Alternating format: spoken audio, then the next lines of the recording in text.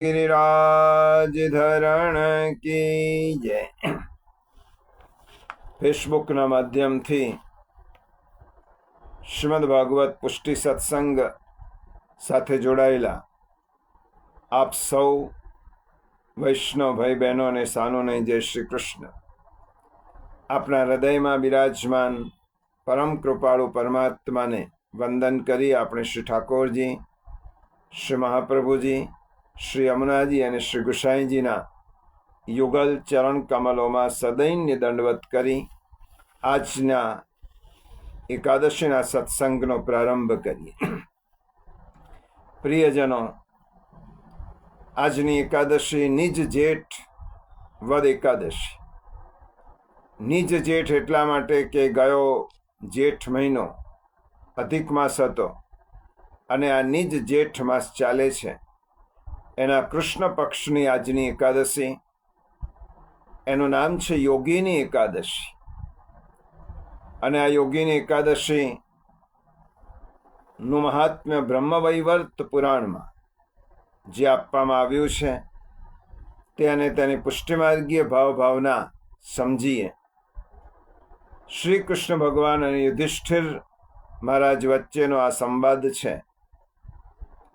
અલકાપુરીનો રાજા કુબેર એ પ્રખર શિવ ભક્ત હતો અને નિત્ય શિવની પૂજા અર્ચના ખૂબ શ્રદ્ધાથી કરતો। ફૂલની સેવા માટેની જવાબદારી તેને હેમમાલી નામના યક્ષને સોંપી હતી અને આ હેમમાલી યક્ષ નિત્ય કુબેરને શિવના પૂજન માટે ફૂલ લાવી આપવાનું કામ કરતો। હેમમાલી યક્ષની પત્નીનું નામ હતું વિશાલાક્ષી। પોતાની પત્નીમાં તેને ખૂબ જ આસક્તિ હોવાને કારણે માન સરોવરથી એ ફૂલ લાવ્યો ખરો, પરંતુ એ ગેરેજ રોકાઈ ગયો અને પત્નીના પ્રેમાલાપમાં મગ્ન હેમમાલી કુબેર રાજાને ફૂલો આપવાનું વિસરી ગયો। અહીંયા કુબેર મંદિરમાં બેસી શિવનું પૂજન કરી રહ્યા હતા। મધ્યાહ્ન કાળ સુધી ફૂલ આવવાની રાહ જોઈ યક્ષરાજે ક્રોધિત થઈ અને સેવકોને હેમમાલીને બોલાવવા માટે મોકલ્યો। હેમમાલી પર ક્રોધિત થયેલા કુબેરે શ્રાપ આપ્યો, અરે દુષ્ટ દુરાચારી, તે મારા આરાધ્ય દેવ શિવની અવહેલના કરી છે, માટે જા કોળથી યુક્ત થઈ તું તારી પત્નીથી દૂર બીજે ચાલ્યો છે। કુબેરના શ્રાપથી હેમમાલીનું પતન થયું। કૃષ્ટ રોગથી તેનું આખું શરીર પીડિત બન્યું અને શિવ પૂજાના પ્રભાવથી તેની સ્મરણ શક્તિ હજી લુપ્ત થઈ નહોતી। ફરતા ફરતા એ મેરુગીરીના શિખર પર પહોંચ્યો અને ત્યાં મુનિવર માર્કંડેયજીના દર્શન થયા। મહાપુરુષનો સંગ શું નથી કરી શકતો? હેમમાલીએ માર્કંડેય ઋષિના ચરણ સ્પર્શ કરી પોતાની વ્યથા કહી। હેમમાલીની વાત સાંભળી સંત હૃદય પીગળ્યો। તે સાચી હકીકત કહી છે તો હું તને જેઠ માસના કૃષ્ણ પક્ષની યોગીની એકાદશીનું વ્રત સમજાવું છું। એક નિષ્ઠાથી આ વ્રત કરજે અને પ્રભુની કૃપાથી તારો કોઢ જરૂર દૂર થશે। હેમમાલીએ માર્કંડેય ઋષિના ઉપદેશ અનુસાર ઉત્તમ વ્રત એક નિષ્ઠાથી કર્યો, તેથી તેની શારીરિક પીડા નષ્ટ થઈ અને પૂર્ણ સુખી થયો। પુરાણમાં લખ્યું છે કે 88,000 બ્રાહ્મણોને બ્રહ્મ ભોજન કરાવવાથી જે પુણ્ય પ્રાપ્ત થાય તે આ વ્રતના અનુષ્ઠાનથી થાય છે। પુષ્ટિમાર્ગીય ભાવના અનુસાર યોગીની એટલે ભગવાનના સ્વરૂપમાં ચિત્તને જોડનારી એકાદશી અને શ્રી મહાપ્રભુજીએ સેવાની વ્યાખ્યા આપતા કહ્યું, ચેતસ્તત પ્રવણમ સેવા. પ્રભુના સ્વરૂપમાં આપણા ચિત્તને પરોવવું, એને જ સેવા કહેવાય. તો યોગીની એકાદશી વૈષ્ણવો શા માટે કરે છે અને શા માટે વૈષ્ણવોએ કરવી જોઈએ? આપણે વારંવાર આ સાંભળ્યું છે કે વૈષ્ણવ ક્યારે પણ એકાદશીનો ઉપવાસ સકામ ભાવથી કરતો નથી, પરંતુ તેની ભાવના એવી હોય છે કે મારું મન જે ભટકતું રહેલું છે, સંસારમાં ચારે બાજુ મન ભટકે છે, તે મન ભગવાનમાં જોડાય, એટલા માટે આ વ્રત કરવાનું હોય છે. અને આપણું મન પ્રભુમાં કેવી રીતે જોડાય તેનો કોઈ આદર્શ ઉદાહરણ હોય તો અષ્ટસખા કુંભનદાસજી. તેમને ઠાકોરજીમાં પોતાનું મન કેવી રીતે જોડ્યું હતું. એકવાર શ્રી ગુસાઈજી પ્રભુચરણ, શ્રીનાથજીની સેવા, શૃંગાર વગેરે સેવા પહોંચીને ભોજન કરી અને ગાદી ઉપર બેઠક પર બિરાજ્યા હતા. આસપાસ સેવકો બેઠેલા હતા અને સેવકોની સાથે ગુસાઈજી પ્રભુચરણની અંતરંગ વાત થઈ રહી હતી. એક સેવકે કુંભનદાસની વાત કરી. કૃપાનાથ કુંભનદાસજીને દ્રવ્યનો ખૂબ સંકોચ છે, વિશાળ કુટુંબ છે, 7 દીકરા છે અને માત્ર ખેતીની ઘણી ઓછી ઉપજ ઉપર આખું કુટુંબ નભી રહ્યું છે. સેવકોએ જે કહ્યું તે ગુસાઈજી કુંભનદાસની વાત સાંભળી અને એટલી જ વારમાં કુંભનદાસજી શ્રી ગુસાઈજી પ્રભુચરણના દંડવત કરવા આવ્યા. શ્રી ગુસાઈજી આજ્ઞા કરી, કુંભનદાસ, અમે દ્વારકા શ્રી રણછોડરાયજીના દર્શન કરવા જઈ રહ્યા છીએ. આવતીકાલે પરદેશ પ્રવાસ છે અને ત્યાંના વૈષ્ણવનો ખૂબ આગ્રહ છે, પરંતુ અમારી એવી ઈચ્છા છે કે આ ગુજરાતના પ્રવાસમાં તમે પણ અમારી સાથે આવો, જેથી ભગવદ વિરહનો ક્લેશ અમને બાધા ન કરે અને ભગવદ વિરહનો સમય પણ સારી રીતે વ્યતીત થાય. અને અમે સાંભળ્યું પણ છે કે તમને દ્રવ્યનો ખૂબ સંકોચ છે, તે પણ દૂર થશે. તેથી અમારી ઈચ્છા છે અને આજ્ઞા છે કે તમે અમારી સાથે આ ગુજરાતના પ્રવાસમાં ચાલો. પ્રિયજનો, કુંભનદાસજીએ ક્યારે પણ ભગવદ સેવા સ્મરણમાં દ્રવ્ય સંકોચને બાધક માન્યો જ ન હતો. તેમને ક્યારે પણ દ્રવ્ય સંકોચ માટે સ્વયં પ્રભુને પણ પ્રત્યક્ષ પરોક્ષ રીતે કોઈ પણ પ્રકારનું નિવેદન કર્યું ન હતું. કુંભનદાસજીના મનમાં ક્યારે દ્રવ્યનો વિચાર આવ્યો જ નહોતો, પણ ગુરુ આજ્ઞા છે માટે કુંભનદાસ તે ટાળી શક્યા નહીં અને હાથ જોડીને કહ્યું, કૃપાનાથ, જેવી આપની આજ્ઞા. એટલામાં શ્રીનાથજીના ઉત્થાપનનો સમય થયો. શ્રી ગુસાઈજી સ્નાન કરી મંદિરમાં પધાર્યા.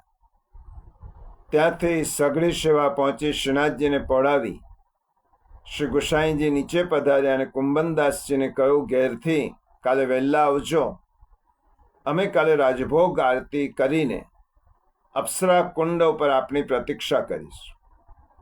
કુંભનદાસજી શ્રી ગુસાઈજીને દંડવત કરીને પોતાને ઘેર જમનાવત આવ્યા. પોતાના સગળા કુટુંબીજનોને ખેતી ઘરબારનું કામ સંભાળવાનું કહીને સવારે વહેલા પહોંચીને શ્રી ગિરિરાજ પર આવી શ્રી ગોવર્ધનનાથજીના દર્શન કીર્તન કર્યા. આ બાજુ શ્રી ગુસાઈજી શ્રીનાથજીની સેવા શૃંગાર કરી રાજભોગની આરતી કરીને શ્રી ગોવર્ધન ધરની આજ્ઞા લઈ પર્વત પરથી નીચે પધાર્યા. આપશ્રી ભોજન કર્યો.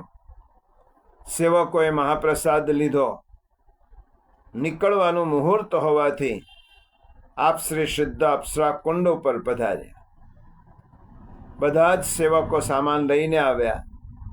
તેમની સાથે કુંભનદાસજી પણ હતા. ત્યાં બેઠા બેઠા કુંભનદાસજી વિચાર કરે છે.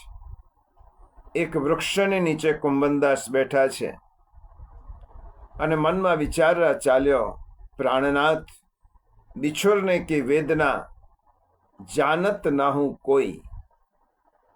પ્રભુ, તમારાથી વિયોગની કેટલી વેદના છે, હું કેવી રીતે બીજાને બતાવું? એ પ્રમાણે વિચારતા હતા અને શ્રી ઠાકોરજીના ઉત્થાપનનો સમય થયો. ગુસાઈજી પણ પોઢણમાંથી જાગ્યા અને કુંભનદાસજીએ સેવાનો સમય થયો એટલે શ્રીનાથજીના દર્શનની સુધી આવી. ત્યાં પૂછડીના એક ખૂણામાં ઊભા ઊભા કુંભનદાસજી કીર્તન ગાઈ રહ્યા છે અને આંખોમાંથી અશ્રુ પ્રવાહ વહી રહ્યો છે. કુંભનદાસજી ના મુખમાંથી કીર્તન સરી પડે છે. કેતે દિન હેજો ગયે બિનુ દેખે, તરુણ કિશોર રસિક નંદનંદન, કછુક ઉઠત મુખ રેખે. ભગવદ વિરહનું આ પદ છે. હજુ તો શ્રી ગોવર્ધનધરથી છૂટા પડે માત્ર થોડા જ કલાક પસાર થયા છે અને કુંભનદાસજી કીર્તનમાં ભાવથી ગાઈ રહ્યા છે કે નાથ, કેટલાય દિવસો દર્શન કરે થયા, કેટલાય દિવસો નીકળી ગયા, હું પ્રભુ ક્યારે આપણા દર્શન કરીશ? હે કૃપાનાથ, હે દીનદયાળ, મારી વિયોગની પળો, વિરહની પળો કેવી રીતે પસાર થશે? વહ ચિત્તવની વહ હાસ્ય મનોહર વહ નટવર વપુ ભેખે. કુંભનદાસજી જ્યારે આ પદ ગાઈ રહ્યા છે, આંખોમાં અશ્રુ પ્રવાહ છે. શ્રી ગુસાઈજી ડેરાની ભીતર બેઠા બેઠા આ કુંભનદાસજીના વિરહનું પદ સાંભળી રહ્યા હતા અને ગુસાઈજી બહાર પધાર્યા.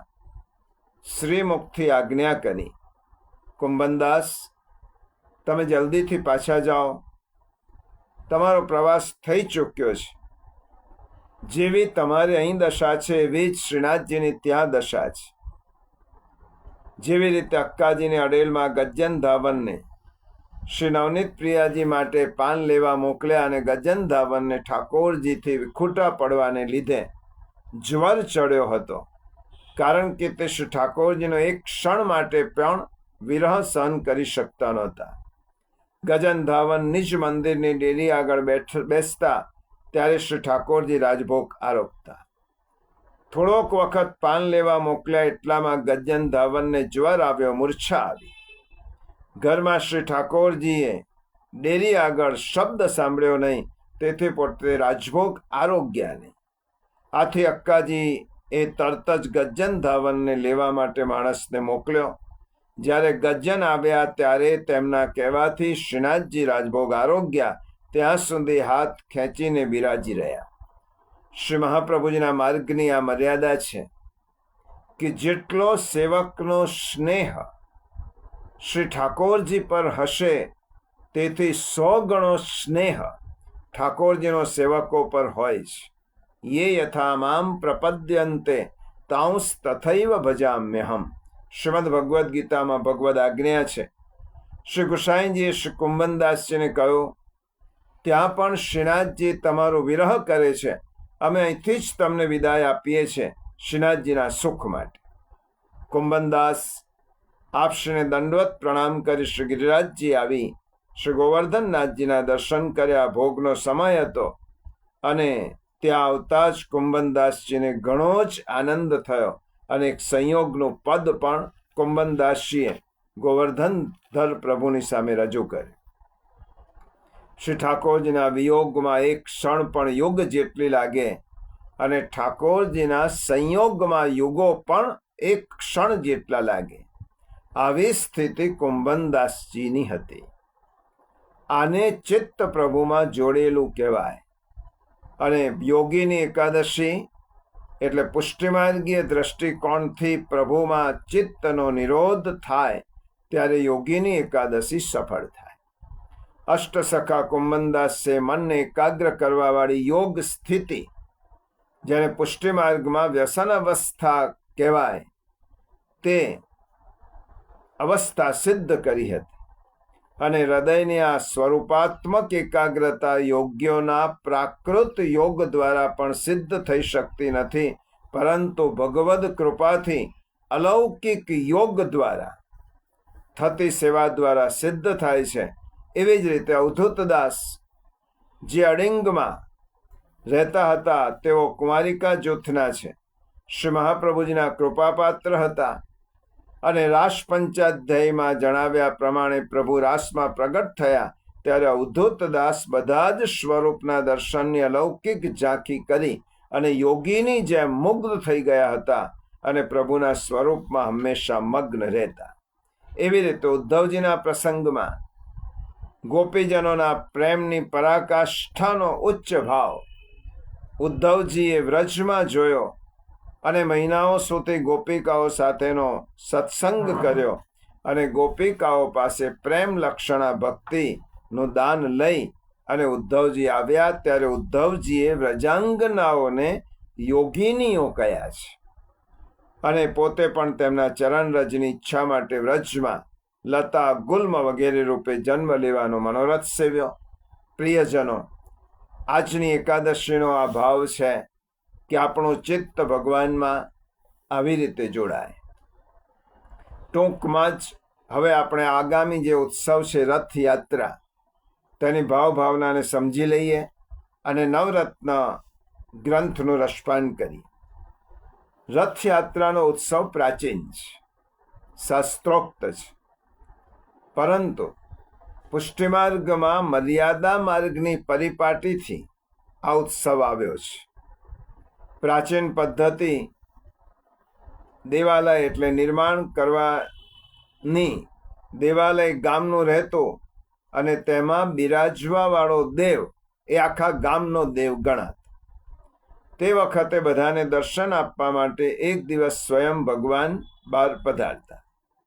સમગ્ર જગદીશ ક્ષેત્રના રાજા જગન્નાથજી ને જગન્નાથપુરીનો રાજા પોતાનો ભગવાનનો પોતાને મંત્રી માનતો અને આવી રીતે આ રથયાત્રાનો ઉત્સવ પરંપરા પ્રમાણે ચાલતો હતો. આ પદ્ધતિ દક્ષિણમાં પ્રચલિત હતી. એક દિવસ શ્રી ગુસાઈજી જગન્નાથજી પધાર્યા ત્યારે ત્યાંના લોકોનો આજે ઉત્સાહ જોઈ મનોરથ થયો કે આપણે પણ આપણા ઘરના ઠાકોરજીને રથમાં પધરાવી આ ઉત્સવ કર્યો હોય તો ઠાકોરજીને કેટલો આનંદ થાય. તો પછી આ ઉત્સવમાં આપણા ઠાકોરજીને આપણે પધરાવવાનો ગુસાઈજીએ મનોરથ કર્યો. તો પ્રશ્ન એ થાય કે આપણે આપણા ઠાકોરજીને રથમાં બિરાજમાન કરી અને બહાર કેમ યાત્રામાં લઈ જતા નથી? તેનું કારણ એ છે, પ્રિયજનો, આપણા ઠાકોરજી ગામના રાજા નથી, આપણા ઘરના રાજા છે. આપણે ત્યાં નિજ ઘરની સેવાનું મહત્વ છે. માટે મારો ઠાકોર એ મારો છે.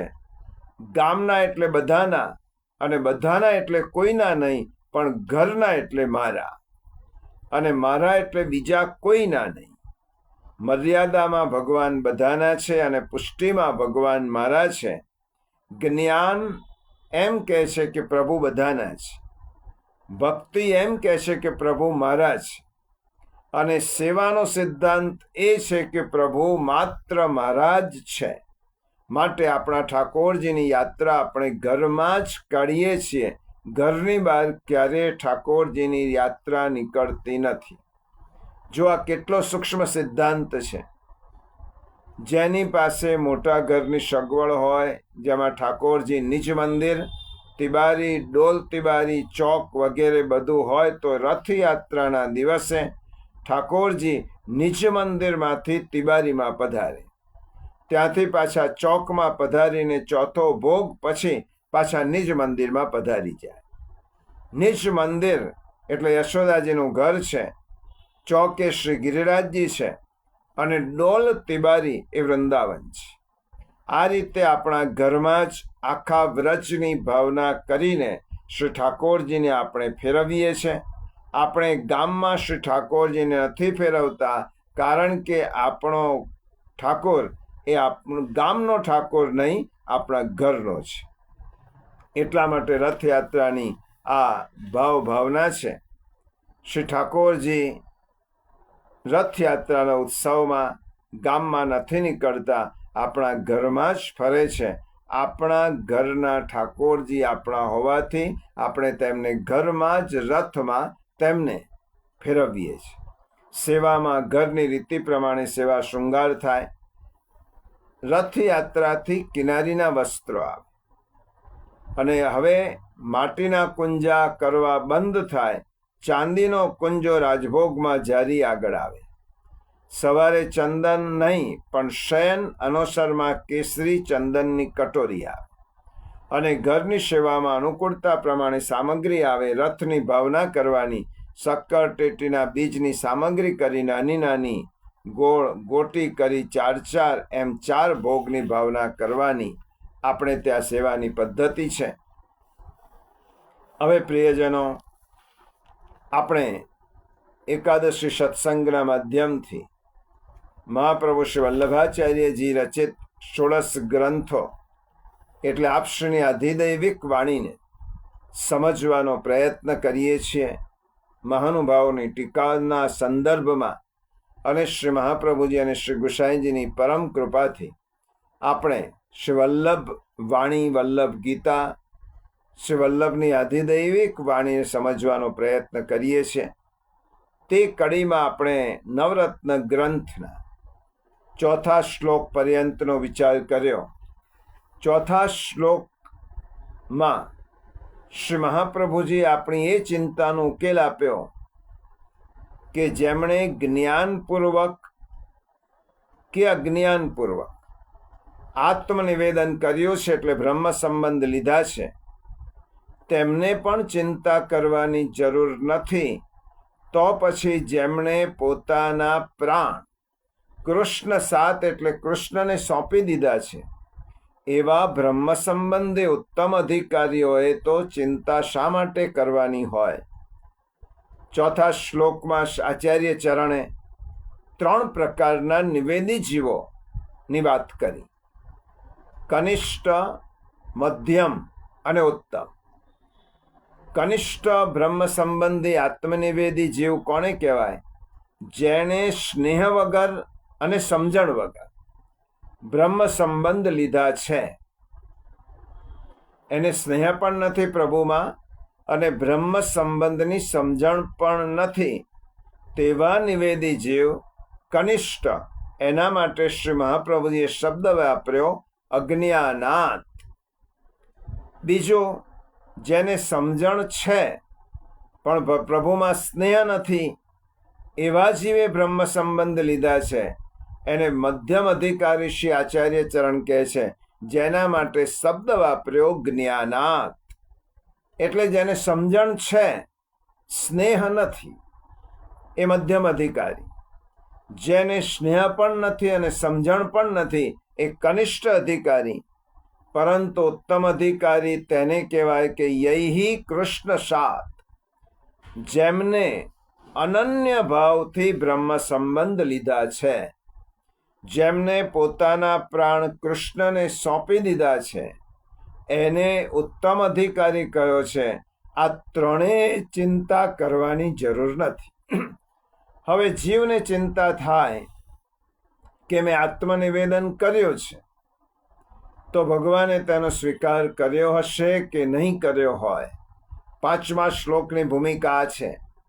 5મો શ્લોક શ્રી મહાપ્રભુજી શા માટે આપણને કહે છે કે નિવેદી જીવને ચિંતા થાય કે મેં આત્મનિવેદન કર્યું છે, તો ભગવાને તેનો સ્વીકાર કર્યો હશે કે નહીં.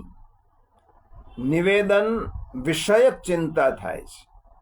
તો તેનો ઉકેલ આચાર્ય ચરણ હવે પછીના એટલે 5મા શ્લોકમાં આપે છે. પહેલા 5મો શ્લોક બોલી લઈએ, એનું પારાયણ કરી લઈએ, એના અર્થને સમજીએ અને પછી શ્લોકમાં રહેલા રહસ્યને સમજવાનો પ્રયત્ન કરીએ. તથા નિવેદને ચિંતા ત્યાજ્યા શ્રી પુરુષોત્તમે વિનિયોગેપી સા ત્યાજ્યા સમર્થો હિ હરિષ્વતઃ. તથા એટલે પૂર્વે કરેલા નિવેદનની જેમ. નિવેદન એટલે નિવેદન સંબંધી, ચિંતા એટલે ચિંતા, ત્યાજ્ય એટલે ત્યાજવા યોગ્ય છે. શ્રી પુરુષોત્તમ એટલે શ્રીયુક્ત પુરુષોત્તમમાં વિનિયોગે વિનિયોગ અંગે પણ, સા એટલે તેવી ચિંતા ત્યાજ્યા ત્યાજવી યોગ્ય છે. કારણ કે હરિ આપણા શ્રીહરિ સમર્થ છે. હિ એટલે જ શ્રી હરિ જ સમર્થ છે. સ્વતઃ એટલે પોતે જ સમર્થ છે. શ્લોકનો સરળ અર્થ એ થયો, તેવી રીતે શ્રી પુરુષોત્તમમાં કરેલી નિવેદનની બાબતમાં મારું આત્મનિવેદન પ્રભુએ સ્વીકાર્યું કે નહીં તેવી ચિંતા પણ ત્યજી દેવી જોઈએ. વળી અન્ય વિનિયોગ અથવા પોતાનો સેવામાં વિનિયોગ કેમ થતો નથી તે સંબંધી પણ ચિંતા ત્યજી દેવી જોઈએ. કારણ કે ભગવાન શ્રીહરિ શ્રી કૃષ્ણ સ્વયં સમર્થ છે, સ્વયં શક્તિશાળી છે. પ્રિયજનો, ખૂબ સુંદર શ્લોકમાં શ્રી મહાપ્રભુજીએ આપણે બહુ મોટી ચિંતાનો ઉકેલ લાવી દીધો છે. સમર્પણ કરવું એ જીવનો ધર્મ છે અને તેનો સ્વીકાર કરવો એ પ્રભુની કૃપા છે. ભગવાન શ્રી કૃષ્ણે મારો અંગીકાર કર્યો છે કે નહીં એવી આત્મનિવેદન બાબતની ચિંતા છોડી દેવી જોઈએ.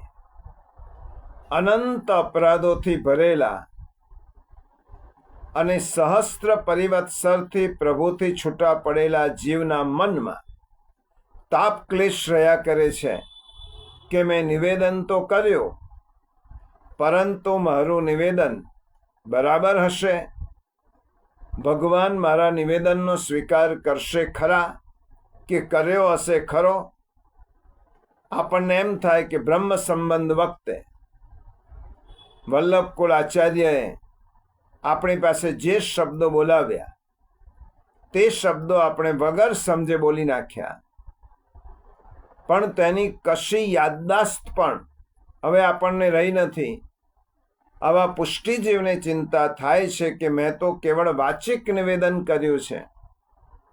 ગુરુએ મારા હાથમાં તુલસીદળ આપીને મને બોલાવ્યો કે હજારો વર્ષથી હું જીવ ભગવાનથી વિખૂટો પડ્યો છું. તેમને મળવા માટે મને જે તાપ ક્લેશનો આનંદ થવો જોઈએ તે આનંદ મારા હૃદયમાં થતો નથી.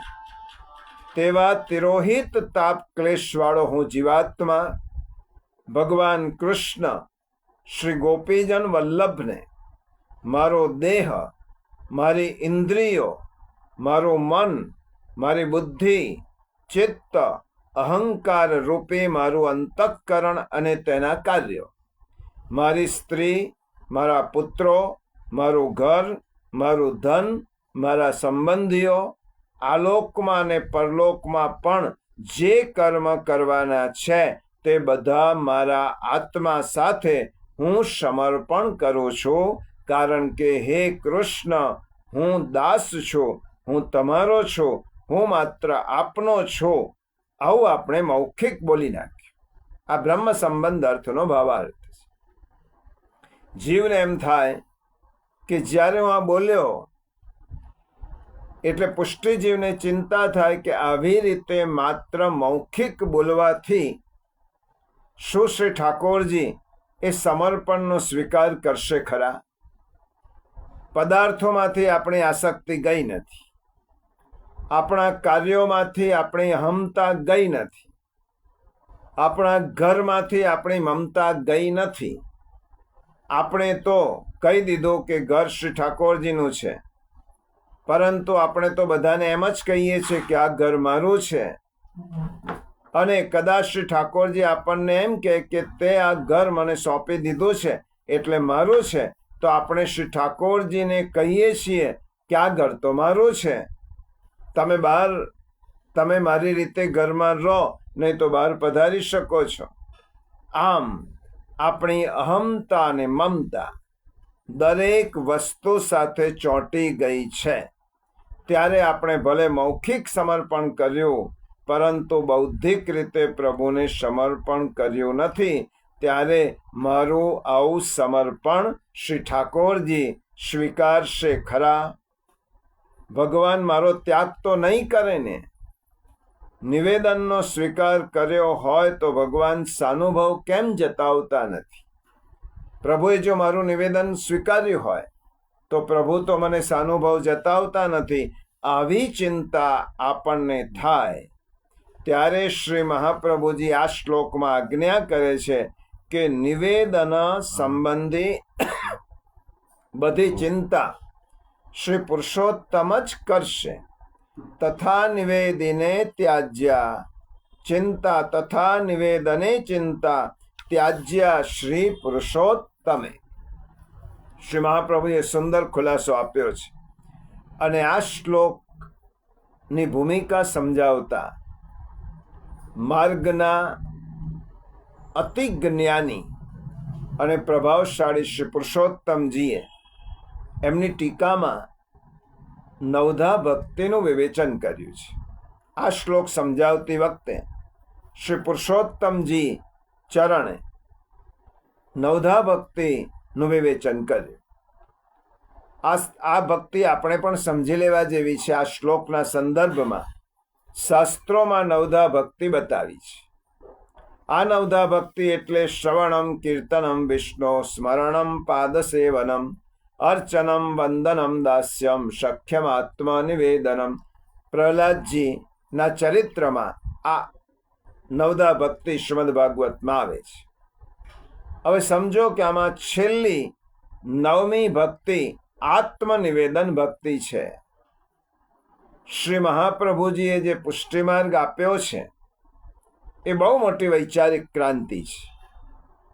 તેમને બતાવેલો સેવા માર્ગ મનોવૈજ્ઞાનિક અને વૈજ્ઞાનિક, સાયકોલોજીકલ છે અને સાયન્ટિફિક છે. આ બંને દ્રષ્ટિકોણથી ભરેલો છે. આજે પુષ્ટિમાર્ગના સેવા માર્ગ વિશે ઘણા યુવા વૈષ્ણવ ભાઈ બહેનોમાં ઘણી બધી ગેરસમજો છે. જેમને સેવા માર્ગ એટલે એ લોકો શું સમજે છે? વારંવાર નાવા ધોવાનો માર્ગ. સેવા માર્ગ એટલે છૂતાછૂતનો માર્ગ. આ અડકવું, આ ન અડકવું, આમ થાય, આમ ન થાય, વગેરે વગેરે. આવા સંજોગોમાં શ્રી મહાપ્રભુજી પ્રણીત સેવા માર્ગને સાચા સ્વરૂપમાં સમજવાની પહેલી જરૂર છે. દાર્શનિક રીતે જોતા સેવા માર્ગ સનાતન વૈદિક ધર્મની ઉપાસના પદ્ધતિમાં એક આગવી પદ્ધતિ છે.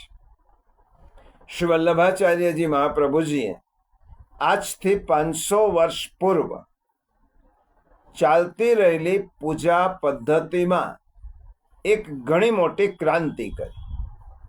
એમણે વિચાર કર્યો કે જીવને પ્રભુ પાસે લઈ જવાનું સરળમાં સરળ સાધન જો કલિયુગમાં હોય તો તે સગુણ ભક્તિ છે. જીવને પ્રભુ પાસે કલિયુગમાં કોઈ મોટા દુષ્કર સાધનો ન કરી શકે તો સરળમાં સરળ સાધન સગુણ ભક્તિ છે. અને આ ભક્તિ એ 9 પ્રકારની છે: શ્રવણ, કીર્તન, સ્મરણ, પાદસેવનમ, અર્ચનમ, વંદનમ, દાસ્યમ, સખ્યમ અને આત્મનિવેદનમ. આ નવધા ભક્તિ ઉપરાંત એક 10મો પ્રકાર છે જેને પ્રેમ લક્ષણા ભક્તિ, નિર્ગુણ ભક્તિ કહે છે. હવે આ 10 પ્રકારની ભક્તિની વાતો શાસ્ત્રોએ કરી છે, પરંતુ તેને આચરણમાં કેવી રીતે મૂકવી એ વાત સેવાના સ્વરૂપમાં શ્રી મહાપ્રભુજી આપણને બતાવી છે. આ 10 ભક્તિઓ એકત્રિત કરીને શ્રી મહાપ્રભુજીએ વૈદિક સનાતન ધર્મની પરંપરામાં રહીને આપણને એક નવો સેવા માર્ગ આપ્યો. શ્રી ભાગવત સુધા નિધિ મથકે અપનો પંથ પ્રગટ જનાય. પ્રિયજનો, આ શ્લોકની આ ભૂમિકા બહુ મહત્વની છે. આપણી યુવા પેઢી જે આજે માર્ગની પરંપરાઓ, માર્ગની રૂઢિઓને ન સમજતા માત્ર પુષ્ટિ માર્ગને છૂતાછૂતનો માર્ગ કે નવા ધોવાનો માર્ગ સમજી લે છે, તેમને શ્રી મહાપ્રભુજી એ પુષ્ટિ માર્ગ કેમ પ્રગટ કર્યો, શા માટે પ્રગટ કર્યો, એ પુરુષોત્તમજીએ આપણને સમજાવ્યું છે. અને હમણાં જ જોયું તેમ શ્રી મહાપ્રભુજીએ વિચાર કર્યો કે કલયુગમાં દુષ્કર કર્મ જીવથી નહીં થઈ શકે. એનાથી મોટા મોટા યજ્ઞ યાગાદી, શરીરને પીડા આપનારા તપ, ધ્યાન, યોગ વગેરે એનાથી નહીં થઈ શકે. એટલા માટે એક સુગમ ભક્તિ માર્ગ, વૈદિક સનાતન ધર્મની પરંપરામાં રહીને એક સેવા માર્ગ પ્રગટ કર્યો. પણ એ સેવા માર્ગ પ્રગટ કર્યો શેના આધારે? તો શ્રીમદ ભાગવતના આધારે. શ્રી ભાગવત સુધાનિધિ મથકે અપનો પંથ પ્રગટ જનાય. નવધા ભક્તિને 3 વિભાગમાં વહેંચવામાં આવી. પહેલો વિભાગ શ્રવણ, કીર્તન અને સ્મરણ. બીજો વિભાગ પાદસેવનમ, અર્ચનમ, વંદનમ અને દાસ્યમ. અને ત્રીજો વિભાગ સખ્યમ અને આત્મનિવેદનમ. આ નવધા ભક્તિને આપણે સમજીશું તો આપણે સેવાનો પ્રકાર સમજાશે. અને સેવાને સમજ્યા પછી આપણને જે ચિંતા છે તે ચિંતાનો ઉકેલ શ્રી મહાપ્રભુજી કેટલો સુંદર રીતે આપે છે તે પણ આપણે સમજીશું. હવે સમજો કે પહેલા વિભાગની 3 ભક્તિ, નવધા ભક્તિ પૈકીની 3 ભક્તિ, શ્રવણ, કીર્તન અને સ્મરણ. આ 3 ભક્તિ કરીએ ત્યારે તેમાં આપણને શ્રી ઠાકોરજીના સ્વરૂપની જરૂર પડતી નથી. એ ત્રણેયમાં સેવા ન કરીએ તો પણ આ ભક્તિ થઈ શકે. કારણ કે શ્રવણમ, આપણે શ્રીમદ ભાગવત કથાનું શ્રવણ કરવા ગયા ત્યાં આપણે સ્વરૂપની કંઈ જરૂર પડતી નથી. પછી કીર્તન, પ્રભુનું કીર્તન કરીએ તો તેમાં આ વાણી દ્વારા કરવાનું છે, શ્રવણ કાન દ્વારા કરવાનું છે અને સ્મરણ મન દ્વારા કરવાનું છે. જે વૃત્રાસુર ચતુશ્લોકમાં વૃત્રાસુર કહે છે, મનસ્મરેતા સુપતેર ગુણાંસ્તે ગૃણીત વાક્કર્મ કરો તુકાય. તો આ પહેલા પ્રકારનો છે. નવધા ભક્તિની પહેલી 3 ભક્તિમાં આપણે સ્વરૂપની જરૂર પડતી નથી. સ્વરૂપ વગર આપણે શ્રવણ કરી શકીએ, સ્વરૂપ વગર આપણે કીર્તન કરી શકીએ અને સ્વરૂપ વગર આપણે સ્મરણ કરી શકીએ. હવે બીજા વિભાગની જે 4 ભક્તિ છે એમાં ભગવદ સ્વરૂપની, ઠાકોરજીના સ્વરૂપની જરૂર પડે છે. એ બીજા વિભાગની 4 ભક્તિ કઈ કઈ? પાદ સેવનમ, અર્ચનમ, વંદનમ અને દાસ્યમ. આપણા ઘરમાં શ્રી ઠાકોરજી બિરાજતા હોય અને આપણે દંડવત કરીએ તે પાદ સેવન ભક્તિ કહેવાય. તેમને ભોગ ધરીએ, શૃંગાર કરીએ તે અર્ચનમ ભક્તિ કહેવાય. એમને પ્રણામ કરીએ તે વંદન ભક્તિ કહેવાય. અને આ બધું દાસ ભાવથી કરીએ એટલા માટે તેને દાસ્ય ભક્તિ પણ કહેવાય. ત્રીજા વિભાગમાં સખ્ય અને આત્મનિવેદન ભક્તિ આવે અને તેમાં ઠાકોરજીના સાક્ષાત પ્રાગટ્યની જરૂર છે. કારણ કે સખ્ય એટલે મૈત્રી અને આત્મનિવેદન એટલે પ્રભુ આપણો સ્વીકાર કરે, આપણું ધરેલું બધું પ્રભુ પ્રત્યક્ષ રૂપે સ્વીકારે. હવે આ બંને છેલ્લી ત્રીજા પ્રકારની 2 ભક્તિ છે, સખ્ય અને આત્મનિવેદન.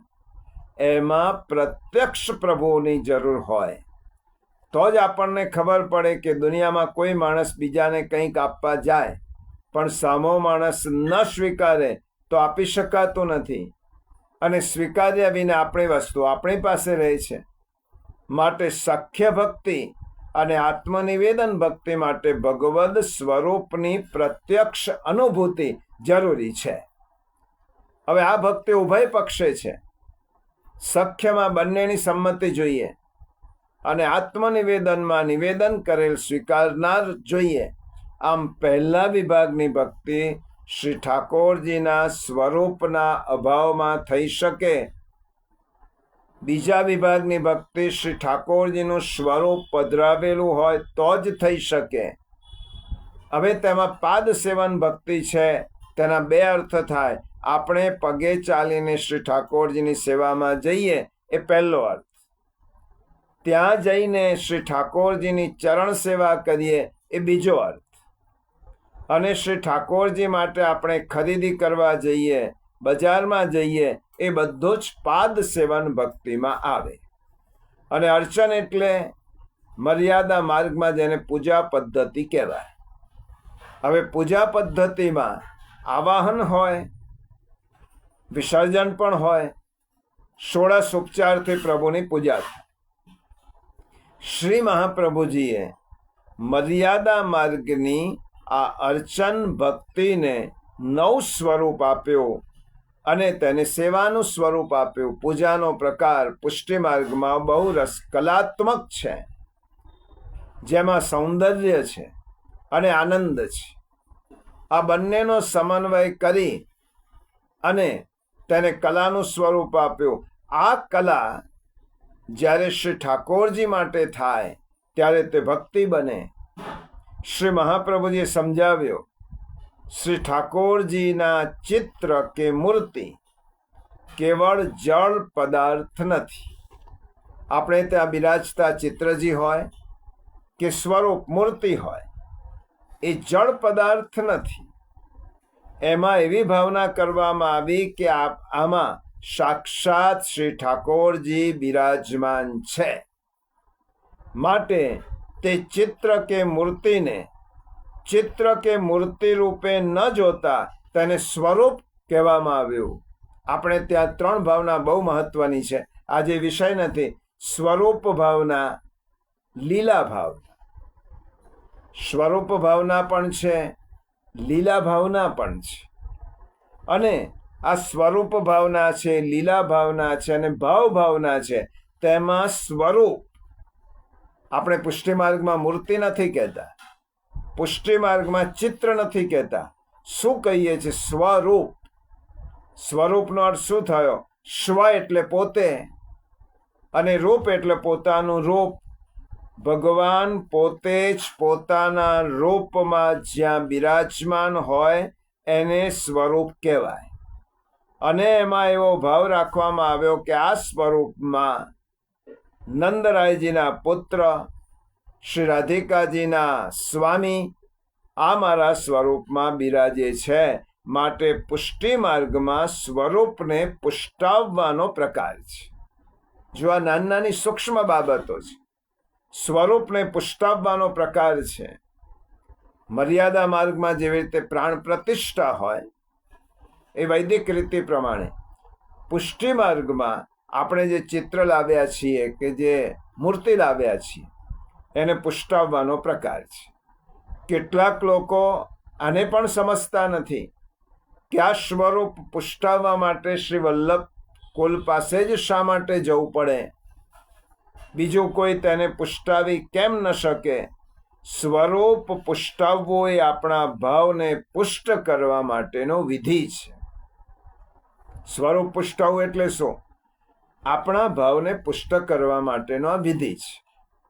હવે દાખલા તરીકે કોઈ એમ પૂછે કે શ્રી વલ્લભ જ આ સ્વરૂપને, વલ્લભ કુલના જ બાળકો સ્વરૂપને પુષ્ટ કેમ કરી શકે, બીજો કોઈ કેમ નહીં? હું એક લૌકિક ઉદાહરણથી સમજાવું કે આપણે ત્યાં દીકરા દીકરીના લગ્ન છે. દીકરાના લગ્ન છે કે દીકરીના લગ્ન છે. વરઘોડો આવી ગયો છે અને બધા જ ભેગા થઈ ગયા છે. લગ્નનો સમય પણ આવી ચૂક્યો છે.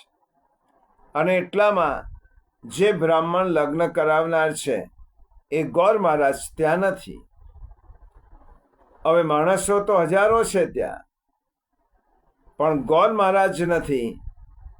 તો આપણને કેમ એ ગોરને જ શોધવા માટે, બ્રાહ્મણને શોધવા માટે કે એને બોલાવવા માટે બધા ઊંચા નીચા થાય છે કે હજી સુધી બ્રાહ્મણ કેમ નથી આવ્યા? તો આ 1000ના ટોળામાંથી એક વ્યક્તિને ત્યાં બોલાવે અને એમ કહે કે તું લગ્નની વિધિ કરાવ, તો એ કરાવી શકે ખરો? હજારોના ટોળામાં આ બ્રાહ્મણ વિધિ કરાવવા માટે નિશ્ચિત બ્રાહ્મણ જ જોઈએ. એવી રીતે આપણા સ્વરૂપને પુષ્ટાવવા માટે એક નિશ્ચિત પદ્ધતિ પ્રમાણે શ્રી વલ્લભ કુલની જ જરૂરિયાત હોય.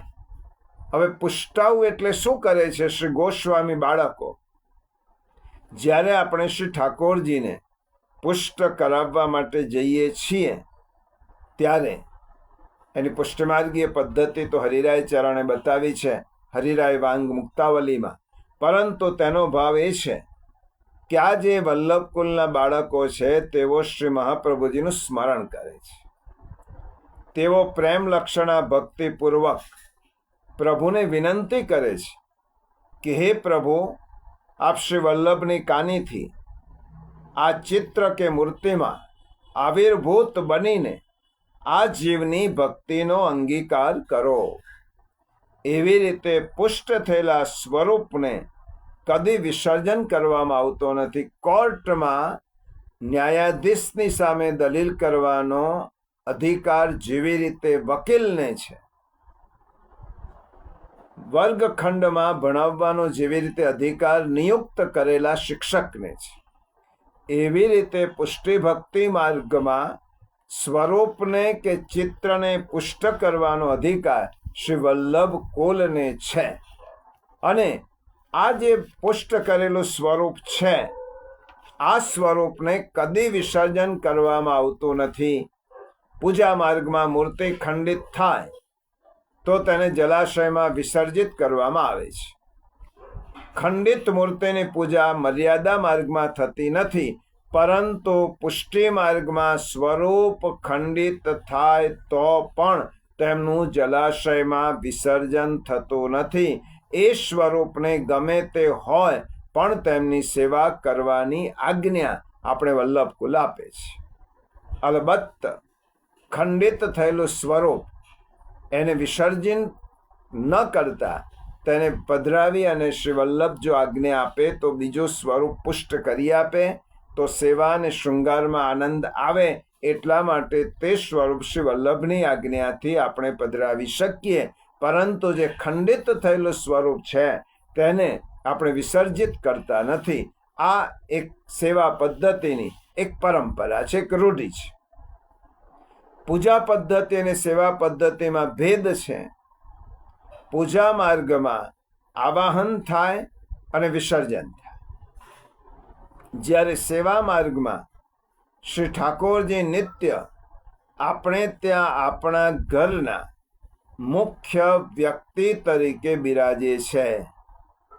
અને એનાથી આગળ કેવું હોય તો આપણા ઘરમાં ઠાકોરજી બિરાજતા નથી, આપણે ઠાકોરજીના ઘરમાં બિરાજીએ છીએ.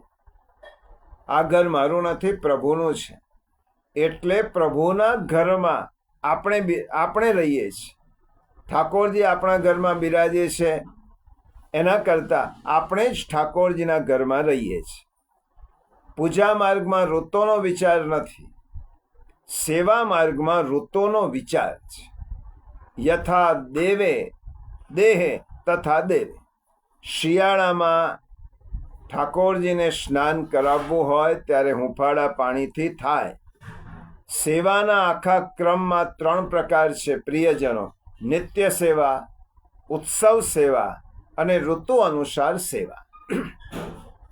આ 3 પ્રકારને ધ્યાનમાં રાખીને વસ્ત્ર છે, આભૂષણ છે, સામગ્રી છે, કીર્તન છે વગેરેનો વિનિયોગ થાય છે. આમ અર્ચન પદ્ધતિને પુષ્ટિ માર્ગમાં સૌંદર્ય અને આનંદ આ બંનેનો ઓપ આપવામાં આવ્યો. એટલા માટે અર્ચન પદ્ધતિ જે મર્યાદા માર્ગમાં થાય છે એ પુષ્ટિ માર્ગમાં તેની સેવા પદ્ધતિ શ્રી મહાપ્રભુજીએ ઠાકોરજીના સુખનો વિચાર કરીને આપી. પછી આવે વંદન ભક્તિ. એટલે મંદિરના દ્વારેથી આપણે શ્રી ઠાકોરજીને વંદન કરવા લાગીએ છીએ, એ વંદન ભક્તિ. એ વંદન કેવી રીતે કરવા? શ્રીમદ ભાગવતમાં તેનો પ્રકાર છે. અને પછી દાસ્ય ભક્તિ આવે. હે પ્રભુ, હું આપનો દાસ છું એમ માનીને સેવા કરવી જોઈએ. બીજા પ્રકારની આ ચારેય ભક્તિ કરવા માટે શ્રી મહાપ્રભુજી આપણને બ્રહ્મ સંબંધ કરાવ્યા છે. હવે જો આ શ્લોકની ભૂમિકા પછી જોઈએ છે કે બીજા પ્રકારની આ ચારેય પ્રકારની ભક્તિ, પાદ સેવનમ, વંદનમ, અર્ચનમ અને દાસ્ય, આ ચાર પ્રકારની ભક્તિ કરવા માટે શ્રી મહાપ્રભુજીએ આપણને બ્રહ્મ સંબંધ કરાવ્યો, આપણને શ્રી ઠાકોરજીને સોંપ્યા. શ્રી ઠાકોરજી આપણે ત્યાં પધરાવી આપ્યા. હવે પુષ્ટિ માર્ગમાં ભક્તિની શરૂઆત જો આ શ્રી વલ્લભનો વિલક્ષણ માર્ગ. પુષ્ટિ માર્ગમાં ભક્તિની શરૂઆત શ્રવણથી ન થતા આત્મનિવેદનથી થાય છે, જે છેલ્લો પ્રકાર છે ભક્તિ. આત્મનિવેદનથી થાય છે. બ્રહ્મ સંબંધનો અર્થ શું થયો? આત્મનિવેદન. પોતાની જાત પ્રભુ પાસે સમર્પિત કરી દેવી. મર્યાદા માર્ગમાં જે અંત છે, પુષ્ટિ માર્ગમાં ત્યાંથી શરૂઆત છે. આત્મનિવેદન. બ્રહ્મ સંબંધનો અર્થ થયો આત્મનિવેદન. બ્રહ્મ સંબંધમાં ચાર બાબતો છે. શરણાગતિ. બ્રહ્મ સંબંધના પ્રારંભમાં અષ્ટાક્ષર મંત્ર બોલાય છે. બીજો ભાવ છે હું કોણ, પોતાના આત્મ સ્વરૂપનું ભાન. ત્રીજો ભાવ છે જેમની સાથે સંબંધ જોડવાનો છે તે પ્રભુ કોણ છે એ ભાવ. અને ચોથું સમર્પણ. એટલે બ્રહ્મ સંબંધમાં ચાર બાબતો: શરણાગતિ, હું કોણ, અને જેમની સાથે સંબંધ જોડવાનો છે તે પ્રભુ કોણ, અને સમર્પણ. મારું જે કંઈ છે તે બધું હું આપને સમર્પિત કરું છું, કારણ કે હું આપનો દાસ છું, હું તમારો છું. અને બ્રહ્મ સંબંધમાં ચાર ભાવના રહેલી છે. આ ચારેય ભાવનાનું રોજ સ્મરણ કરવા. હવે ત્રીજા પ્રકારની ભક્તિ છે એ સખ્ય અને આત્મનિવેદન. તેમાં શ્રી ઠાકોરજીનું સાક્ષાત પ્રાગટ્ય જરૂરી છે. જો પહેલા પ્રકારમાં ઠાકોરજીના સ્વરૂપની પણ જરૂર નથી, શ્રવણ, કીર્તન અને સ્મરણ. બીજા ચાર પ્રકારમાં ઠાકોરજીના સ્વરૂપની જરૂર છે, તો જ આપણે આ ભક્તિ કરી શકીએ, સેવા કરી શકીએ. પણ ત્રીજો પ્રકાર છે સખ્ય અને આત્મનિવેદન. તેમાં ઠાકોરજીનું સાક્ષાત પ્રાગટ્ય જરૂરી છે. તેથી વૈષ્ણવના મનમાં ચિંતા થાય કે પ્રભુએ મારું આત્મનિવેદન સ્વીકાર્યું છે કે નહીં. આવી ચિંતા થાય તો તેનો ઉપાય આ શ્લોકમાં આચાર્ય ચરણે કર્યો છે. આપણને બે ચિંતા થાય છે કે મારું આત્મનિવેદન પ્રભુએ સ્વીકાર્યું છે કે નહીં, અને સ્વીકાર્યું હોય તો પ્રભુ પ્રત્યક્ષ મારી સામે કેમ આરોગતા નથી? મને અનુભવ ક્યાં પ્રભુ જતાવે છે? તો એ ચિંતા થાય ત્યારે શ્રી મહાપ્રભુજીએ કહ્યું, તથા નિવેદને ચિંતા ત્યાજ્યા શ્રી પુરુષોત્તમે. પુરુષોત્તમના ચરણારવિંદમાં તે જે આત્મનિવેદન કર્યું છે એ પ્રભુ સુધી પહોંચ્યું કે નહીં એ ચિંતા તારે કરવાની જરૂર નથી. હા, પ્રભુ માગી માગીને આપણી પાસે ખાતા નથી, આપણી પાસે લેતા નથી, એટલે આપણને ખબર પડતી નથી. જેવી રીતે 84,252 વૈષ્ણવને પ્રભુ સાનુભવ જતાવીને આત્મનિવેદનનો અંગીકાર કરતા, પરંતુ જીવે એવો વિચાર ન કરવો કે મારા અહમતા મમતાત્મક પદાર્થ પ્રભુએ સ્વીકાર્યા હશે કે નહીં, પ્રભુ મારી સામગ્રીનો અંગીકાર કરતા હશે કે નહીં, કરે છે કે નહીં. ઉત્તમ કક્ષાના ભક્તને આવી ચિંતા થતી નથી, કારણ કે તેની સામે તો પ્રત્યક્ષ પ્રભુ બિરાજે છે, પ્રત્યક્ષ રીતે સામગ્રી માગી માગીને ખાય છે, તેના દેખતા આરોગ્ય છે. તો આવી ચિંતા કોણે છે? મધ્યમ અને હીન કક્ષાના જે વૈષ્ણવ છે તેને આવી ચિંતા છે. શા માટે આવી ચિંતા છે? કારણ કે તેમની વચ્ચે અંતરપટ રાખીને પ્રભુ બિરાજે છે. અંતરપટ એટલે પડદો. એટલા માટે તેમને આવી ચિંતા થવી સ્વાભાવિક છે. સર્વ નિર્ણય ગ્રંથની અંદર શ્રી આચાર્ય ચરણે 2 જાતના પડદા બતાવ્યા છે. મૂળ વસ્તુ આ છે કે આપણને એમ લાગે કે પ્રભુ મેં અંગીકાર કરેલી સામગ્રી પ્રત્યક્ષ રૂપે આરોગ્ય છે, એની મને કેવી રીતે ખબર પડે? અને આરોગતા હશે કે નહીં આરોગતા હોય? ત્યારે તેનો જવાબ સર્વનિર્ણય ગ્રંથની અંદર શ્રી મહાપ્રભુજી આપ્યો છે કે 2 જાતના પડદા છે. એક પડદો આપણો છે. આપણો પડદો કયો છે? અહંકારનો, અવિદ્યાનો, માયાનો, આસક્તિ. આપણા પડદા છે. અને પ્રભુ અને આપણી વચ્ચે પહેલો પડદો છે એ આપણો છે, અને બીજો પડદો પ્રભુનો છે. પ્રભુ આપણાથી અંતરંગ આનંદ છુપાવીને બેઠા છે. કેવી રીતે બેઠા છે? જેવી રીતે દૂધ પર મલાઈની તોર બાજી જાય અને તે ખસે નહીં ત્યાં સુધી દૂધ કેટલું મીઠું છે તે જાણી શકાય નહીં, તેવી રીતે પ્રભુએ પોતાની ઉપર એક પળ કરી દીધું છે. એટલે થાય છે કે પ્રભુ રોજ રોજ નવા દર્શન આપણને આપતા નથી, કારણ કે એ પણ આપણી સામે એક રૂપ ધરીને પડદો રાખીને બિરાજે છે. નથી બોલતા, નથી પ્રભુ આપણી પાસે માગતા, નથી જીદ કરતા, નથી હઠ કરતા. તો આપણને કેમ ખબર પડે કે આપણી ધરાવેલી સામગ્રી પ્રભુ આરોગ્ય છે કે નહીં? પ્રભુ તરફથી આપણને કોઈ પ્રતિભાવ મળતો નથી, એટલે વૈષ્ણવને ચિંતા થાય. જો ઉત્તમ કક્ષાના વૈષ્ણવને આ ચિંતા નથી થતી, પરંતુ મધ્યમ કક્ષાના અને હીન કક્ષાના વૈષ્ણવને ચિંતા થાય. આપણે ત્યાં વાર્તા પ્રસંગમાં ગોરજા સમરાયની વાર્તા આવે છે. એવા કોક વૈષ્ણવ હોય કે જેને પ્રભુ પ્રત્યક્ષ જણાવે કે હું તારે સમર્પેલો અંગીકાર કરું છું. વાર્તા પ્રસંગ આપણે સાંભળેલો છે. સાસુજી શ્રી મહાપ્રભુજીના દર્શન કરવા ગયા. વહુએ શ્રી ઠાકોરજી માટે સામગ્રી બનાવી અને એમને ધરી. થોડી વાર પછી ભોગ સરાવ્યો ત્યારે બધી જ સામગ્રી જેમની તેમ જોઈ વહુને બહુ ક્લેશ થયો કે આ સામગ્રી પ્રભુ આરોગ્યા નથી, કદાચ બરાબર નહીં બની હોય, એનો સ્વાદ પ્રભુને નહીં રૂચ્યો હોય, એટલા માટે નહીં આરોગી હોય. બીજી વાર સામગ્રી તૈયાર કરી અને બીજી વાર જોયો, ભોગ સરાવ્યો તો જેમની તેમ. ત્રીજી વાર સામગ્રી બનાવી ત્યારે વહુ ઠાકોરજીએ પ્રત્યક્ષ દર્શન આપ્યા. લે વહુ, જો હું તારી સામગ્રી આરોગો છું, તારા દેખતા આરોગો છું. આ દ્રષ્ટાંત પ્રિયજનો એટલા માટે છે કે શ્રી મહાપ્રભુજીની કાનીથી આપણે જે આત્મનિવેદન કરીએ છીએ તે પ્રભુ અવશ્ય સ્વીકારે છે. અને એટલા માટે અહીં શબ્દ વાપર્યો છે શ્રી મહાપ્રભુજીએ, શ્રી પુરુષોત્તમે તથા નિવેદને ચિંતા ત્યાજ્યા શ્રી પુરુષોત્તમે. એકલો પુરુષોત્તમ શબ્દ નથી વાપર્યો. શ્રી મહાપ્રભુજી કહ્યું શ્રી પુરુષોત્તમ. હવે શ્રી પુરુષોત્તમનો અર્થ શું થાય?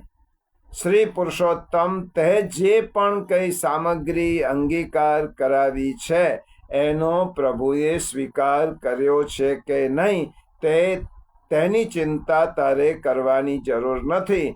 કેમ ચિંતા કરવાની જરૂર નથી? કારણ કે પ્રભુ શ્રી પુરુષોત્તમ છે. હવે શ્રી શબ્દ આપણે બ્રહ્મ સંબંધની અંતર તો ભગવાન શ્રી કૃષ્ણ અને પછી શ્રી ગોપીજન વલ્લભ એવો શબ્દ આવે છે. એ જ શ્રી ગોપીજન વલ્લભ અહીંયા શ્રી પુરુષોત્તમ શબ્દ રૂપે શ્રી મહાપ્રભુજી ઓળખાવે છે. પુરુષોત્તમ એટલે પરબ્રહ્મ રસાત્મક, અને શ્રી એટલે સ્વામિનીજી સહિત. હવે જો એક શબ્દમાં મહાપ્રભુએ કેટલી સ્પષ્ટતા કરી દીધી. શ્રી પુરુષોત્તમ પ્રભુ તારી સામગ્રીનો અંગીકાર કરે છે, કારણ કે એકલા પુરુષોત્તમ નથી, શ્રી સહિત બિરાજે છે. જે અનંત લીલા પરિકર સહિત બિરાજે તે પ્રભુ મારી સામગ્રીનો અંગીકાર શ્રી મહાપ્રભુજીની કાનીથી કરે છે જ. એટલે શ્રીનો અર્થ એક થયો સ્વામિનીજી, અને શ્રીનો બીજો અર્થ શ્રી વલ્લભ સ્વામિનીજી રૂપે બિરાજે છે. માટે શ્રી વલ્લભે કહ્યું કે શ્રી પુરુષોત્તમ શ્રી વલ્લભની કાનીથી પ્રભુ મારી સામગ્રીનો અંગીકાર કરે જ છે, કારણ કે મેં શ્રી વલ્લભની કાની આપી છે, શ્રી ગુસાઈજીની કાની આપી છે. એટલા માટે ચિંતા ન કરવી જોઈએ કે મારી સામગ્રી પ્રભુ અંગીકાર કરે છે કે નહીં. આપણા ચિત્તમાં એટલો વિશ્વાસ રાખવો કે શ્રી ઠાકોરજીએ મારો અંગીકાર કર્યો છે, કારણ કે આપણે જ્યારે બ્રહ્મ સંબંધ લઈએ છીએ ત્યારે એક બાજુ શ્રી યમુનાજી બિરાજે છે, બીજી બાજુ શ્રી વલ્લભ બિરાજે છે, અને આ બંનેના પરમ અનુગ્રહથી ત્યાં બિરાજેલા સેવ્ય સ્વરૂપ આપણો હાથ પકડે છે. અને શ્રીજી બાબાએ શ્રી મહાપ્રભુજીને વચન આપ્યું છે કે જે જીવ તમે મને સોંપશો તેનો ક્યારે હું ત્યાગ નહીં કરું. હવે શ્રીજી બાબાએ વચન આપ્યું છે માટે અંગીકાર કર્યો છે, એ વાત ચોક્કસ છે, અને તેથી તે આપણો ત્યાગ નથી કરતા. હવે આપણો ત્યાગ નથી કરતા માટે આપણા સંબંધમાં આવેલ કોઈ પણ વસ્તુ, તે પછી સામગ્રી રૂપે હોય, તેનો ત્યાગ પણ શ્રી ઠાકોરજી ક્યારે પણ કરતા નથી. શ્રી મહાપ્રભુજીએ ખાતરી આપી છે, ત્યાજ્ય શ્રી પુરુષોત્તમે. શ્રી વલ્લભે મારો અંગીકાર કર્યો છે, શ્રી વલ્લભે મને ઠાકોરજીનો હાથમાં મારો હાથ સોંપ્યો છે, શ્રી યમુનાજીની સાક્ષીમાં સોંપ્યો છે. એટલા માટે મારો તો પ્રભુ ક્યારેય ત્યાગ કરવાના નથી, અને મારો ત્યાગ ન કરવાના હોય તો મારી સમર્પેલી સામગ્રીનો ત્યાગ પ્રભુ કેમ કરી શકે? એટલે અંગીકાર કરે જ છે. શ્રી ગુસાઈજીના એક સેવકનો દાખલો આનાથી વધારે સ્પષ્ટતા થશે આ શ્લોકમાં. ગુસાઈજીના એક સેવક, એમનું નામ મથુરાદાસ. એમણે શ્રી ગુસાઈજીને પ્રશ્ન પૂછ્યો કે આપના સેવકમાં અને શ્રી વલ્લભના સેવકમાં શો ફેર? બરાબર સમજો પ્રિય જેનો આપણા બધાનો આ પ્રશ્ન છે. એમને ગુસાઈજીને પ્રશ્ન પૂછ્યો, ગુસાઈજીના સેવક, કે આપના સેવકમાં અને શ્રી વલ્લભના સેવકમાં શો ફેર? આ પ્રશ્ન વૈષ્ણવે પૂછ્યો, સેવકે ગુસાઈજીનો જ સેવક. હવે આ પ્રશ્ન સાંભળ્યા પછી શ્રી ગુસાઈજી ક્રોધિત થઈ ગયા અને તે વૈષ્ણવ સાથે બોલવાનું છોડી દીધું. જે આજથી મેં તારો ત્યાગ કર્યો છે. ગુસાઈજીએ પેલા સેવકને કહ્યું. પેલો ગભરાઈ ગયો, શું પ્રશ્ન પૂછવામાં મારાથી કોઈ ભૂલ થઈ છે? બિચારો બહુ જ પશ્ચાતાપ કરવા લાગ્યો. જે વૈષ્ણવને ત્યાં જાય ત્યાં બધા જ મોડી ફેરવી લે, બધા જ તેની ઉપેક્ષા કરે. ગુસાઈજીએ તારો ત્યાગ કર્યો છે, માટે અમે બધાએ પણ તારો ત્યાગ કર્યો છે. કોઈ એની સાથે બોલે નહીં, એની સાથે કોઈ વ્યવહાર ન રાખે. 3 દિવસમાં તો તેને મૃત્યુ જેવી વેદના થઈ. તેને એમ થયો કે મારો ત્યાગ ગુરુએ કર્યો, આના કરતાં તો મૃત્યુ સારું, આના કરતાં મરવું સારું. બહુ વ્યથિત હૃદયે 3 દિવસ એને માંડ પસાર કર્યા, અને એને વિચાર કર્યો કે આજે તો મૃત્યુને વાલું કરી દો, મારે મૃત્યુ જ પામી જવું છે, કારણ કે વૈષ્ણવે મારો ત્યાગ કર્યો, ગુરુએ મારો ત્યાગ કર્યો. અને મરવા માટે જતો હતો. રસ્તામાં શ્રી મહાપ્રભુજીના વૈષ્ણવ એક વૃદ્ધાનું ઘર, પરમ ભગવતી દોશીનું ઘર આવ્યું. તેને થયું કે ચાલ મરતા પહેલા આ શ્રી મહાપ્રભુજીના વૈષ્ણવ વડીલ છે, પરમ ભગવદીય છે, એનું જય શ્રી કૃષ્ણ કહેતો જાઉં, ભગવત સ્મરણ કરતો જાઉં. અત્યાર સુધી તો ગુસાઈજીના જેટલા સેવકો હતા તે બધાએ તો મારો ત્યાગ કર્યો જ છે. તો ચાલો આ ડોસીમાની પાસે જાઓ. ત્યારે તે વૈષ્ણવ એ ડોસીમાની પાસે આવ્યા. પેલા ડોસીમાએ કહ્યું, આવો ભાઈ, અંદર આવો. વૈષ્ણવ, અંદર આવો, બેસો, શ્રી ઠાકોરજીનો મહાપ્રસાદ લો. જ્યારે ડોસીમાએ આવું કહ્યું ત્યારે પેલાની આંખમાં અશ્રુ આવ્યા. કહ્યું, માં 3 દિવસથી એવી પીડા ભોગવું છું. આજે તમારા શબ્દો મને એટલી ટાઢક આપે છે, તમારા શબ્દો મને ચંદન જેવી શીતલતા આપે છે કે કોઈક એક વૈષ્ણવે મારી સાથેનો વ્યવહાર કર્યો, મારી સાથે બોલ્યા. આજે મને એટલો બધો આનંદ થયો. શું થયું વૈષ્ણવ, શું થયું બેટા? શ્રી ગુસાઈજી મહારાજે મારો ત્યાગ કર્યો છે અને આખા વૈષ્ણવ સમાજે મારો ત્યાગ કર્યો છે. કોઈ મારી સાથે બોલતો નથી, કોઈ જય શ્રી કૃષ્ણ કહેતું નથી, લોકો મોઢું ફેરવી લે છે. ડોસીમાએ કહ્યું, વૈષ્ણવ, શું ગુસાઈજીએ તારો ત્યાગ કર્યો છે? પેલાએ કહું, હા માજી. ડોસીમાં કહેવા લાગ્યા, એ તો બાળક છે, કોઈ દિવસ આપણો ત્યાગ નથી કરી શકતા, કરતા જ નથી. તું એમને ઓળખતો જ નથી. ગુસાઈજી આપણો ત્યાગ કરી શકે ખરા કોઈ દિવસ? શ્રી ગુસાઈજી તો તારી સાથે બાલ ભાવે લીલા કરે છે, તું સમજતો નથી. શ્રી ઠાકોરજીનો પ્રસાદ લે અને ચાલ મારી સાથે, હું તને ગુસાઈજી પાસે લઈ જાઉં. એ માજી પેલા વૈષ્ણવને મહાપ્રસાદ લેવડાવી અને વૈષ્ણવને લઈને ગુસાઈજી પાસે આવ્યા. ગુસાઈજીની પાસે આવ્યા. પેલી ડોસીમા સાથે વૈષ્ણવ છે. ગુસાઈજીએ પેલા વૈષ્ણવને પ્રેમથી બોલાવ્યો, આવો આવો વૈષ્ણવ આવો. પેલાના આશ્ચર્યનો પાર ન રહ્યો કે જેમને મારો ત્યાગ કર્યો હતો તે આવો વૈષ્ણવ કહીને મને બોલાવે છે. આટલું બધું મારા પર જે ખીજાયા હતા એ શ્રી ગુસાઈજીના નેત્રોમાં પ્રેમના અશ્રુ આવ્યા. શ્રી ગુસાઈજીએ કહ્યું, વૈષ્ણવ, તે દિવસે શું પ્રશ્ન પૂછ્યો હતો? યાદ કર.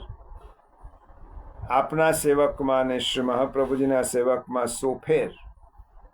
સેવક, તે જોયું, શ્રી મહાપ્રભુજીના સેવકમાં અને અમારા સેવકમાં આટલો ફેર છે. અમારા સેવકો હજુ એટલું સમજતા નથી કે એકવાર જેનો અંગીકાર થાય તેનો ત્યાગ થતો નથી, અને શ્રી મહાપ્રભુજીના સેવકો એટલું સમજે છે. આવો અવિશ્વાસ તો શું કામ કરે છે? આ મહાપ્રભુજીના સેવકોને જો તેમનો કેટલો દ્રઢ વિશ્વાસ છે કે મારા ગુરુ અને મારા શ્રીજી બાબા ગમે તેવો હોય તો પણ મારો ત્યાગ કરવાના નથી. આજે તેનો જવાબ મળી ગયો. શ્રી મહાપ્રભુજીના સેવકમાં અને અમારા સેવકમાં આટલો ફેર છે. શ્રી મહાપ્રભુજીના સેવકોમાં દ્રઢ વિશ્વાસ છે કે અમારા ગુરુ અને અમારા ઠાકોરજી અમારું ક્યારે પણ ત્યાગ નહીં કરે. પેલા વૈષ્ણવની આંખમાં આંસુ આવ્યા. શ્રી ગુસાઈજીના ચરણોમાં દંડવત પ્રણામ કર્યા. બોલ્યો, કૃપાનાથ, આપની લીલા આપ જ સમજો. ગુસાઈજીએ વૈષ્ણવને કહ્યું, જોયા શ્રી મહાપ્રભુજીના સેવકો છે, કેટલો વિશ્વાસ છે. ગુરુ અને શ્રીજી બાબા કોઈ દિવસ અમારો ત્યાગ ના કરે, અને ત્યાગ ના કરે તેનો અર્થ શું થયો? જેણે મારો અંગીકાર કર્યો છે તેને મારું બધું જ સ્વીકાર્યું છે. જેને મારો અંગીકાર કર્યો છે તેને મારી સામગ્રીનો પણ સ્વીકાર કર્યો છે, મારી સેવાનો પણ સ્વીકાર કર્યો છે. પ્રિયજનો, આપણા સમર્પણમાં શક્તિ છે, તેનાથી વિશેષ શક્તિ પ્રભુના સ્વીકારમાં છે. આ શ્લોકનું રહસ્ય જ આ છે. આપણા સમર્પણમાં શક્તિ હશે કે નહીં એ તો ઠાકોરજીને ખબર, પરંતુ પ્રભુના સ્વીકારમાં એટલી વિશેષ કૃપા છે. એટલા માટે શ્રી મહાપ્રભુજી કહે છે, તથા નિવેદને ચિંતા ત્યાજ્યા શ્રી પુરુષોત્તમે વિનિયોગે પિસા ત્યાજ્યા. આપણી હમતા મમતા આસક્તિ છૂટ્યા નથી. તેથી થાય છે કે પ્રભુ સામગ્રીનો અંગીકાર કરતા હશે કે નહીં. આપણામાં નથી રસ, આપણામાં નથી સ્વાદ, નથી આનંદ. માટે થાય છે કે આપણા અંગીકાર કરાવેલા ભાવો પ્રભુ સ્વીકારતા હશે કે નહીં. જેમ તારા આત્મનિવેદનનો સ્વીકાર કર્યો છે તેવી જ રીતે પ્રભુએ તારા સમર્પેલા પદાર્થોનો સ્વીકાર કર્યો જ છે. કારણ કે શ્રી મહાપ્રભુજીએ સુંદર વાત કરી, સમર્થો હિ હરિશ્વતઃ. પ્રિયજનો, ખૂબ સુંદર વાત કરી છે. પ્રભુ હરિ છે. હરિ શબ્દ સમજવા જેવો છે.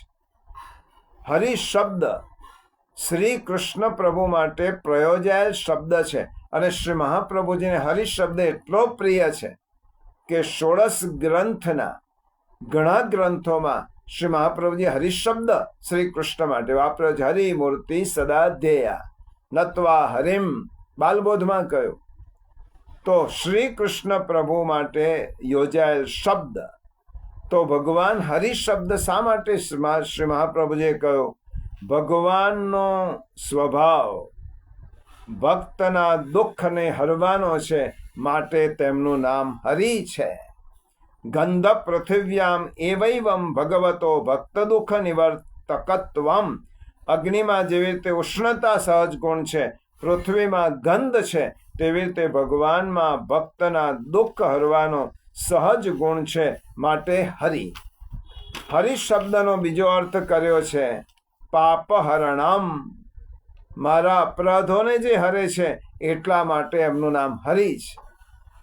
મારા અપરાધ થયા હશે, પ્રભુએ તે અપરાધ ક્ષમા કર્યા હશે કે નહીં? શ્રી મહાપ્રભુજી હરિ શબ્દનો પ્રયોગ કરીને આપણને જવાબ આપ્યો, હરિર હરતિ પાપાની દુષ્ટ ચિત્તૈરપી સ્મૃત. અગ્નિને જાણીને સ્પર્શ કરો કે અજાણતા અગ્નિ બાળે છે, તેવી રીતે પ્રભુનું સ્મરણ જાણતા કરો કે અજાણતા કરો, પ્રભુ મારા અપરાધોને, મારા પાપોને હરણ કરે છે. એટલા માટે પ્રભુ હરિ છે. એટલા માટે વિવેક ધૈર્યાશ્રયમાં શ્રી મહાપ્રભુજી આજ્ઞા કરી, અશક્યવા સુશક્યવા સર્વથા શરણમ હરિ. હરિની ત્રીજી વ્યાખ્યા કરી, દોષ હરણમ. મારા દોષ છે. દોષા પંચવિધા સ્મૃતા. સિદ્ધાંત રહસ્યમાં આપણે જોઈ ગયા. આ મારા દોષો પણ પ્રભુ એ હરણ કરે. સ્વપ્રવેશાય કામાદિ સર્વ દોષ નિવારકમ. મારા બધા જ દોષોનું હરણ કરે છે. અને હરિનો ચોથો અર્થ છે ભય હરણમ. મારા ભયનું હરણ કરે છે.